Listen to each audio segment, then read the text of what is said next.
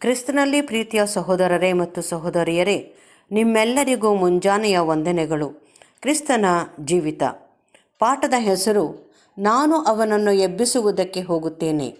ರೀಪ್ರಿನ್ಸ್ ಪುಟ 4160, ಪುಟದ ಸಂಖ್ಯೆ 72-73. ಸಮಸ್ತ ಲೋಕದವರನ್ನು ಎಬ್ಬಿಸುವಂಥದ್ದನ್ನು ನಾವು ಊಹಿಸಿಕೊಳ್ಳಲು ಸಾಧ್ಯ. ಒಬ್ಬೊಬ್ಬರಾಗಿ ಎಲ್ಲರೂ ಮರಣವೆಂಬ ಮಹಾ ಸೆರೆಮನೆಯೊಳಗಿಂದ ಹೊರಬರುವರು ಹಾಗೂ ತಮ್ಮ ಸ್ನೇಹಿತರುಗಳಿಂದ ಆಮಂತ್ರಿಸಲ್ಪಟ್ಟು ಸ್ವೀಕರಿಸಿಕೊಳ್ಳುವುದು ಅಲ್ಲದೆ ಭೂಮಿಯು ಬಹುದೊಡ್ಡ ರೀತಿಯಲ್ಲಿ ಪುನರುದ್ಧಾರದ ಆಶೀರ್ವಾದಗಳನ್ನು ಹೊಂದುತ್ತಾ ಕ್ರಮೇಣ ಏದೇನಿನಲ್ಲಿದ್ದಂಥ ಸಂಪೂರ್ಣವಾದ ಪರಿಪೂರ್ಣತೆಯ ಸ್ಥಿತಿಗೆ ಮುಂದುವರಿಯುತ್ತಾ ಸಾಗುವುದು ಮತ್ತು ನಮ್ಮ ಮಿತ್ರರು ಪರಿಪೂರ್ಣತೆಯ ಸ್ಥಿತಿಯಲ್ಲಿ ಮುಂದುವರಿಯುತ್ತಾ ಬಂದಿರುವುದನ್ನು ಅಲ್ಲದೆ ತಾವೇ ಆ ರಾಜ್ಯವು ನೀಡುವ ಆಶೀರ್ವಾದವುಳ್ಳ ಸೌಭಾಗ್ಯಕರವಾದ ಸದವಕಾಶಗಳಿಂದ ಸುತ್ತುವರಿಯಲ್ಪಟ್ಟು ದೇವರ ವಿಷಯವಾದ ಜ್ಞಾನದ ಬೆಳಕು ಸಮಸ್ತ ಭೂಲೋಕವನ್ನು ಪ್ರವಾಹದಂತೆ ಆವರಿಸಿಕೊಂಡಿರುವುದು ಎಂಥ ಸಂತೋಷಭರಿತವಾದ ಸನ್ನಿವೇಶ!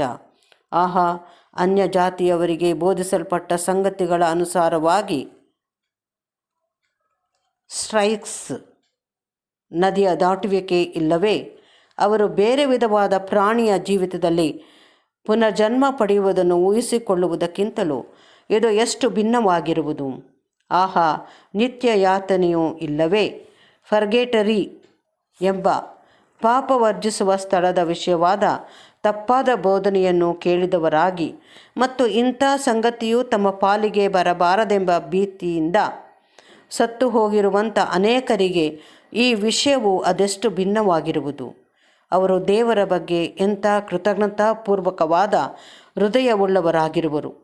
ಸೈತಾನನು ಹೇಳಿರುವ ಅಸತ್ಯಗಳು ಕ್ರಮೇಣ ದೇವರ ಮಹಿಮೆಗೆ ಸಹಾಯಕವಾಗುವುದು ಅಲ್ಲದೆ ದೇವರು ಬಹುಶಃ ಈ ಕಾರಣಕ್ಕಾಗಿಯೇ ಈವರೆಗೂ ತನ್ನ ಪರಿಶುದ್ಧ ನಾಮವು ಕೆಡಿಸಲ್ಪಟ್ಟು ತೆಗಳುವಂತಾಗಿ ಆತನ ಗುಣಗಳು ಬಹು ನಿಂದನೆಗೊಳಗಾಗಲು ಬಿಟ್ಟಿರಬಹುದು. ಪುನರುತ್ಥಾನ ಹಾಗೂ ಜೀವ. ನಮ್ಮ ಸುವರ್ಣಮಯ ಪಠ್ಯಭಾಗಕ್ಕೆ ಇನ್ನೂ ಆಳವಾದ ಒಂದು ಅರ್ಥವನ್ನು ಸೇರಿಸಲಾಗಿರುವುದು. ಅದನ್ನು ನಾವು ಬಿಟ್ಟು ಹಾಗೆ ಮುಂದುವರಿಯಬಾರದು.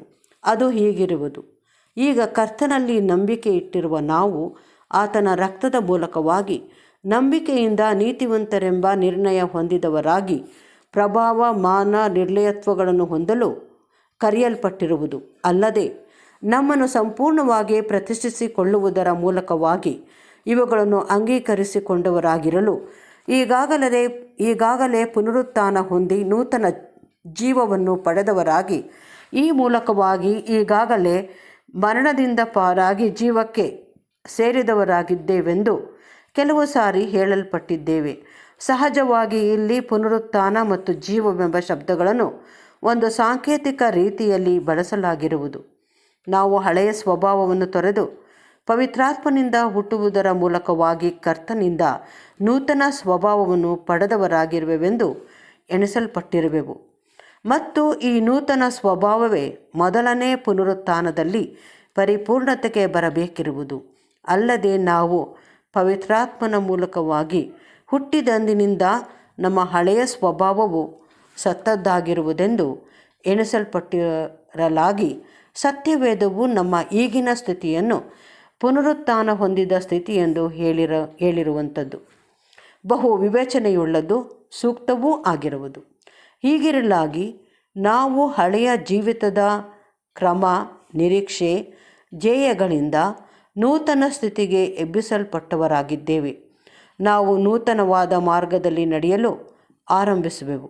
ನಮ್ಮ ಈಗಿನ ಜೀವಿತ ಅನುಭವಗಳು ಪರಿವರ್ತನಾ ರೂಪವಾಗಿದ್ದು ಈ ಎಲ್ಲ ಪರಿವರ್ತನೆಗಳು ನಾವು ನಿರ್ಬಲಾವಸ್ಥೆಯಿಂದ ಬಲಾವಸ್ಥೆಗೂ, ಪ್ರಾಕೃತ ದೇಹದಿಂದ ಆತ್ಮಿಕ ದೇಹಕ್ಕೂ, ಹೀನಾವಸ್ಥೆಯಿಂದ ಮಹಿಮಾವಸ್ಥೆಗೂ ನಿಜವಾಗಿಯೂ ಮಾರ್ಪಟ್ಟವರಾಗಿ ನಮ್ಮ ಕರ್ತನ ಪುನರುತ್ಥಾನದಲ್ಲಿನ ಪ್ರಭಾವಯುಕ್ತವಾದ ಮಾರ್ಪಡುವಿಕೆಯಲ್ಲಿ ನಾವು ನಿಜವಾಗಿ ಪಾಲನ್ನು ಹೊಂದಿದಾಗ ಇವುಗಳು ಭವ್ಯವಾದ ರೀತಿಯಲ್ಲಿ ಪೂರ್ಣಗೊಳ್ಳುವವು.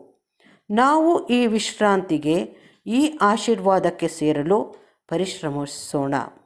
ನಮ್ಮನ್ನು ಉನ್ನತವಾದ ಒಂದು ಸ್ಥಾನಕ್ಕೆ ಹಾಗೂ ಸೌಭಾಗ್ಯಗಳಿಗೆ ಕರೆದಾತನು ನಂಬಿಗಸ್ತನು.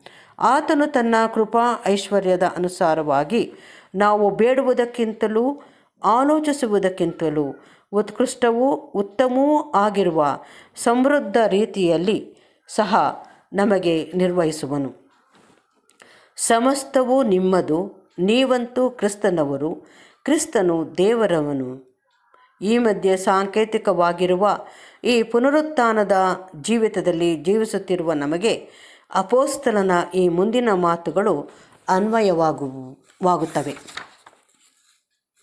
ನನಗಂತೂ ಬದುಕುವುದೆಂದರೆ ಕ್ರಿಸ್ತನು ಜೀವಿಸುತ್ತಿರುವಂತೆ ಆಗುವುದಕ್ಕಾಗಿಯೇ. ಯಾಕೆಂದರೆ ಆತನು ನಮ್ಮಲ್ಲಿ ಪ್ರತಿನಿಧಿಸಲ್ಪಟ್ಟಿರುವನು, ನಾವು ಆತನ ರಾಯಭಾರಿಗಳು. ಈ ಮಧ್ಯೆ ನಾವು ಸಹ ನೆನಪಿನಲ್ಲಿಟ್ಟುಕೊಳ್ಳಬೇಕಾದುದೇನೆಂದರೆ ನಮ್ಮ ಪುನರುತ್ಥಾನದ ನಿರೀಕ್ಷೆಗಳು ಇರುವುದು ಆತನಲ್ಲಿಯೇ.